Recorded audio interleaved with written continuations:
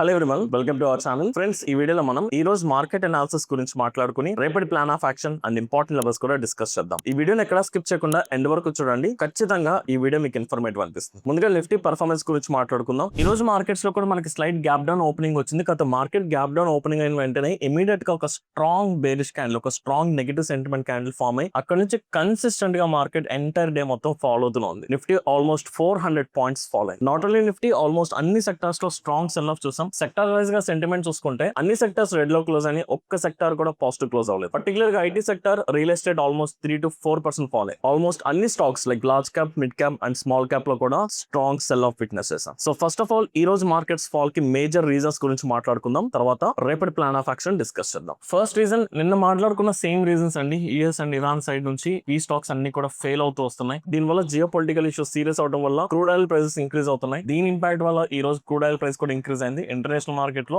$107 దగ్గర ట్రేడ్ అవుతుంది. So crude oil price increase అయిన ప్రతిసారి మన మార్కెట్స్ లో నెగటివ్ ఇంపాక్ట్ చూస్తాం. అండ్ సెకండ్ రీజన్, రీసెంట్ గా మనకి మోడీ ఇచ్చిన స్టేట్మెంట్స్ వల్ల ఇందులో పర్టికులర్ గా గోల్డ్ ని నెక్స్ట్ 1 year వరకు పర్చేస్ చేయడం తగ్గించమని చెప్పారు. And apart from that petrol and diesel usage తగ్గించమని, కుకింగ్ ఆయిల్ యూసేజ్ తగ్గించమని, అండ్ అలాగే ఫారెన్ నుంచి ఇంపోర్ట్ చేసుకున్న ప్రొడక్ట్స్ కానీ ఫర్టిలైజర్స్ వీటి యూసేజ్ కూడా నెక్స్ట్ 1 year వరకు తగ్గించాలి. సో వీటన్నిటిని అడ్రస్ చేస్తూ లాస్ట్ వీక్ హైదరాబాద్ లో మోడీ అనౌన్స్ చేశారు. దీనికి మేజర్ రీజన్ బేసిక్ ఇప్పుడు మాట్లాడుకున్న అన్ని కూడా లైక్ క్రూడ్ ఆయిల్ అవ్వచ్చు, గోల్డ్ అవ్వచ్చు, ఇవన్నీ మన ఇంటర్నేషనల్ మార్కెట్ నుంచి బై చేస్తున్నప్పుడు డాలర్ లో బై చేయాలి. రీసెంట్ గా మిడిల్ ఈస్ట్ లో స్టార్ట్ అయిన వార్ వల్ల క్రూడ్ ఆయిల్ ప్రైసెస్ చాలా షార్ట్ స్పాన్ లో $70 నుంచి $126 కి ఇంక్రీజ్ అయింది. ఇలా క్రూడ్ ఆయిల్ ప్రైస్ పెరిగినందువల్ల మనం ఎక్కువ మనీ పే చేసి క్రూడ్ ఆయిల్ ని ఇంపోర్ట్ చేసుకుంటున్నాం. ఆన్ ద అదర్ హ్యాండ్ మనం పే చేసిన ప్రతిసారి డాలర్ లో పే చేస్తున్నాం, అంటే రూపీని డాలర్ లోకి కన్వర్ట్ చేస్తున్నాం. దానివల్ల డాలర్ కి డిమాండ్ పెరిగి మన రూపీకి బర్డెన్ పడుతూ ఉంటుంది. జనరల్ గా క్రూడ్ ఆయిల్ ప్రైస్ ఇంక్రీజ్ అవడం వల్లే మన ఇండియన్ మార్కెట్స్ కి ఎక్కువ బర్డెన్, అంటే అది డాలర్ లో పై చేయడం వల్ల మన రూపీ వాల్యూ ఇంకా లో వాల్యూకి వెళ్ళిపోతుంది. So this the major reason. ఈ రీజన్స్ వల్ల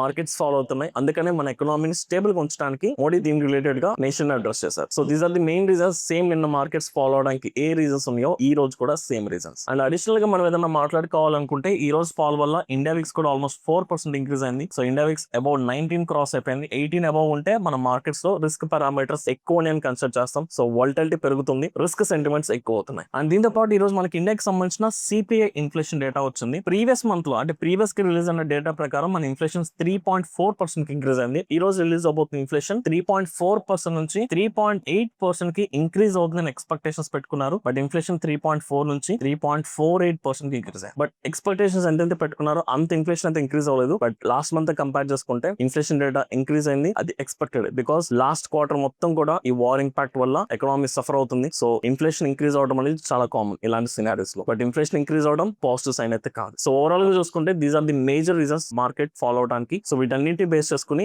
రేపటి మార్కెట్స్ లో exact plan of action discuss చేద్దాం. సో ఫస్ట్ నిఫ్టీకి సంబంధించిన ప్లాన్ ఆఫ్ యాక్షన్ చూద్దాం. నిఫ్టీని ఒకసారి 1 hour టైం ఫ్రేమ్ అర్థం చేసుకోవడానికి ట్రై చేద్దామండి. ఒకసారి మీరు లాస్ట్ 4 days సినారియో చూడండి. రీసెంట్ స్వింగ్ దగ్గర నుంచి మార్కెట్ కన్సిస్టెంట్ గా ఫాలో అవుతూ వచ్చింది. ఆల్మోస్ట్ మీకు రీసెంట్ స్వింగ్ నుంచి Nifty more than 1000+ points follow అయ్యాయి. 4 ట్రేడింగ్ సెషన్స్ లో 1000 points fall is not a normal thing. And apart from that 1 hour time frame లో మనం చూసుకుంటే మనం నిన్న మాట్లాడుకున్నాం రీసెంట్ కన్సాలిడేషన్. మనకి మార్కెట్ లాస్ట్ 3 weeks నుంచి ఒకటే కన్సాలిడేషన్ రీజన్ లో సైడ్ వేస్ లో వాలటైల్ గా బిహేవ్ చేస్తుంది. అండ్ ఆ కన్సాలిడేషన్ ఈ రోజు చాలా క్లియర్ గా డౌన్ సైడ్ బ్రేక్ అయింది. సో మార్కెట్ ఫ్రెష్ సెల్లింగ్ ఏరియాలోకి ఎంటర్ అవుతున్నాయి. అంటే నెగటివ్ సెంటిమెంట్ చాలా సీరియస్ అవుతుందని మనం అర్థం చేసుకోవాలి. సో ఫస్ట్ రేపటి plan of action negative sentiment, because market complete negative mode లోకి వెళ్తుంది. అండ్ ఈ నెగటివ్ సెంటిమెంట్ కి సపోర్టింగ్ పారామీటర్స్ కూడా మాట్లాడుకున్నాం కాబట్టి first side negative side plan చేసుకుందాం. సో దీని బేస్ బట్టి మేజర్ లెవెల్స్ చూసుకుంటే 23,800 మనకున్న ఇమీడియట్ రెసిస్టెన్స్. ఈ లెవెల్ లాస్ట్ 3 weeks నుంచి 1 hour టైం ఫ్రేమ్ లో సపోర్ట్ కింద వర్క్ అయింది. హైయర్ టైం ఫ్రేమ్ లో సపోర్ట్ ఆర్ రెసిస్టెన్స్ చాలా స్ట్రాంగ్ గా ఎఫెక్టివ్ గా వర్క్ అవుతాయి. సో ఇప్పుడు ఈ సపోర్ట్ బ్రేక్ అయింది కాబట్టి దీని రెసిస్టెన్స్ కింద కన్సిడర్ చేద్దాం. అండ్ 23,500 దగ్గర కూడా మనకు ఒక టెంపరరీ రెసిస్టెన్స్ ఫామ్ అయింది. ఈ రోజు మార్కెట్ ఫాలో అయినప్పుడు ఫస్ట్ మార్కెట్ ఇక్కడ కన్సాలిడేట్ అవడానికి ట్రై చేసి ఆ లెవెల్ బ్రేక్ చేసింది. ఈ ప్రాసెస్ లో సపోర్ట్ కూడా తీసుకుంది. మళ్ళీ బ్రేక్అవుట్ తర్వాత రీటెస్ట్ కి వెళ్ళి అక్కడ నుంచి కూడా క్లియర్ రిజెక్షన్ వచ్చింది కాబట్టి దీన్ని కూడా ఒక రెసిస్టెన్స్ కింద కన్సిడర్ చేద్దాం. And below the line 23,000 level దగ్గర మనకి ఇంకొక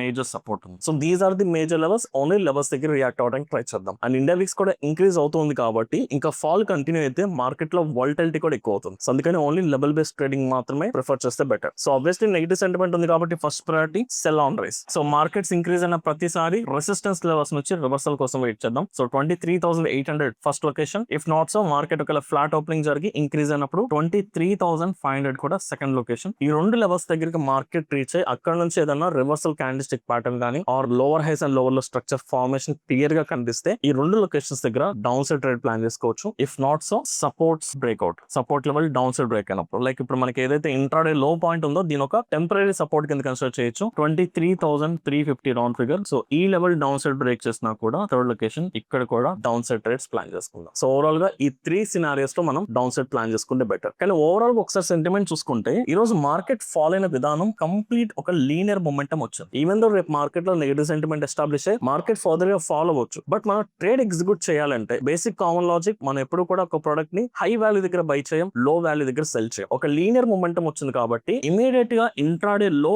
బ్రేక్ అయ్యి మార్కెట్ ఫర్దర్ గా ఫాల్ అయ్యి ఇక్కడ డౌన్ సైడ్ ట్రేడ్ తీసుకోవడం కంటే ఈ వచ్చిన ఫాల్ లో ఏదైనా ఒక రీటెస్ట్ గానీ ఒక రివర్సల్ వచ్చి మళ్ళీ అక్కడ నుంచి మార్కెట్ సెల్ ఆఫ్ కంటిన్యూ అవుతున్నట్లయితే అప్పుడు రివర్సల్ దగ్గర ప్లాన్ చేసుకోవడం బెటర్. అంటే వచ్చిన లీనియర్ మొమెంటం కి కొంత పుల్ బ్యాక్ ఆర్ కొంత రీటెస్ట్ వచ్చిన తర్వాత మీరు ట్రేడ్స్ ఎగ్జిక్యూట్ చేసుకుంటే హై విన్నింగ్ ఛాన్స్ దొరుకుతుంది. So instead of immediate direct breakout ఒక కన్సాలిడేషన్ ఆర్ ఒక రీటెస్ట్ ఆర్ ఒక పుల్ బ్యాక్ తర్వాత వస్తున్న మొమెంటం లో ట్రేడ్ తీసుకోవడానికి ట్రై చేయండి. Right. So same plan of action Sensex and bank Nifty. So Sensex మనం లెవెల్ చూసుకుంటే 75,000 దగ్గర ఒక ఇమీడియట్ రెసిస్టెన్స్ ఉంది and 76,000 major resistance and intraday లో పాయింట్ కూడా మనం ఒక టెంపరీ సపోర్ట్ కింద కన్సిడర్ చేసుకుందాం. నథింగ్ బట్ 74,400 ఫాలోడ్ బై 74,000 దగ్గర స్ట్రాంగ్ సపోర్ట్. ఈ రెండు support levels, these are the major levels. Same Nifty లాగే మార్కెట్స్ ఇంక్రీజ్ అయినప్పుడు రెసిస్టెన్స్ నుంచి రివర్సల్ కోసం వెయిట్ చేద్దాం ఫస్ట్ లొకేషన్. లేదా మార్కెట్ ఫర్దర్ గా ఇంక్రీజ్ అయినా 76,000 నుంచి రివర్సల్ కోసం వెయిట్ చేద్దాం. ఇఫ్ నాట్ ఇంట్రాడే లో పాయింట్ బ్రేక్ చేసినా లేదా ఫర్దర్ 74,000 డౌన్ సైడ్ బ్రేక్ చేసినా ఈ రెండు లెవెల్స్ దగ్గర కూడా డౌన్ సైడ్ ప్లాన్ చేసుకుందాం. ఓన్లీ లెవెల్స్ దగ్గర 74,400 అండ్ 74,000 దగ్గర సపోర్ట్స్ బ్రేక్అవుట్ అండ్ ఈ టూ లెవెల్స్ దగ్గర రివర్సల్ కోసం వెయిట్ చేయొచ్చు. అండ్ రేపు వెన్స్డే కాబట్టి జనరల్ గా most of the Wednesdays market consolidation లో ఉంటాయి. ఒకవేళ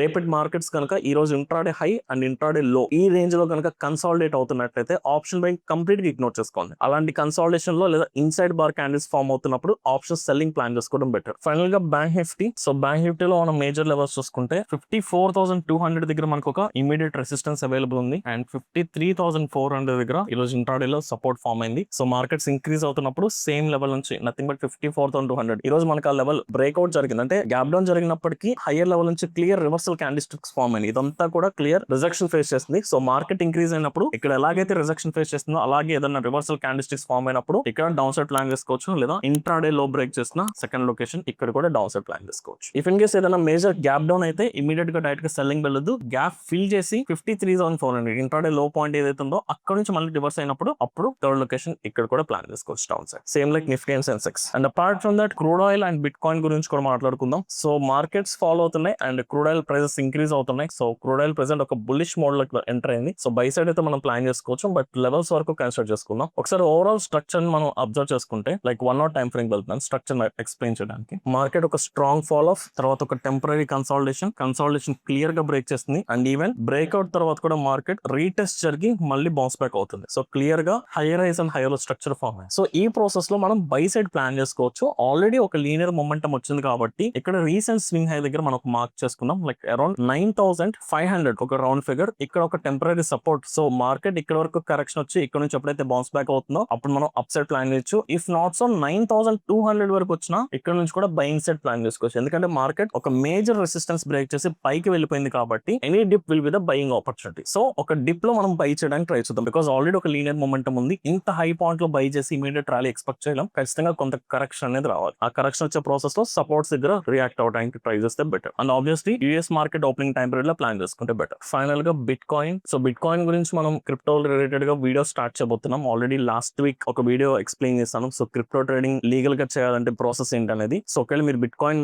లీగల్ గా చేయాలంటే delta exchange is one of the best platform. వీళ్ళలో ఫ్రీ డిమార్ట్ అకౌంట్ ఓపెన్ చేసుకుని crypto nothing but bit coin కి సంబంధించి ఫ్యూచర్స్ అండ్ ఆప్షన్స్ లో కంఫర్టబుల్ గా ట్రేడ్ చేసుకోవచ్చు. ఒకవేళ మీరు delta exchange DMart account open చేసుకోవాలనుకుంటే ఈ వీడియో డిస్క్రిప్షన్ లో delta exchange referral link promote చేస్తున్నాం. మీరు ఆ లింక్ క్లిక్ చేసి అకౌంట్ ఓపెన్ చేసుకుంటే మీకు క్రిప్టో ట్రేడింగ్ సంబంధించిన ప్రీమియం టెలిగ్రామ్ ఛానల్లో ఫ్రీ యాక్సెస్ వస్తుంది. సో క్రిప్టో గురించి మాట్లాడుకుంటే లోవర్ టైం ఫ్రేమ్ వెళ్దాం. మార్కెట్ ఒక కన్సాలిడేషన్ ఫేజ్ లో చాలా వాలటైల్ గా బిహేవ్ చేస్తుందండి. 82,500 recent swing high strong resistance followed by 80,500 దగ్గర ఒక టెంపరీ సపోర్ట్. మార్కెట్ ఈ కన్సాలిడేషన్ లో నార్మల్ గా అయితే మూవ్ అవ్వట్లేదు. మీరు చూడండి చాలా high volatility, sudden rise and sudden falls ఎక్కువగా ఫామ్ అవుతున్నాయి. రైట్. ఈ ప్రాసెస్ లో మనకి ఇక్కడ సపోర్ట్ 80,500 లెవెల్ ఉంది. ఈ లెవెల్ ఇప్పుడు ఆల్రెడీ బ్రేక్అవుట్ జరిగింది. జనరల్ గా సపోర్ట్ దగ్గరికి వచ్చిన తర్వాత ఐదర్ ప్రైస్ రివర్సల్ జరగవచ్చు ఆర్ బ్రేక్అవుట్ జరగవచ్చు. అప్ సైడ్ కి వెళ్ళాలి అనుకుంటే ఇక్కడ మనకు ఒక ట్రెండ్ లైన్ ఫార్మేషన్ వచ్చింది కాబట్టి ఈ ట్రెండ్ లైన్ ఫార్మేషన్ దగ్గర ప్లాన్ చేయొచ్చు. బట్ డౌన్ సైడ్ మనకి బ్రేక్అవుట్ వచ్చింది. బట్ దీన్ని టెక్నికల్ గా ఇప్పటికీ లైవ్ నడుస్తుందండి. దీని టెక్నికల్ గా మనం బ్రేక్అవుట్ కింద కన్సిడర్ చేయలేం. ఎందుకంటే బ్రేక్అవుట్ క్యాండిల్ చాలా చిన్నగా, చాలా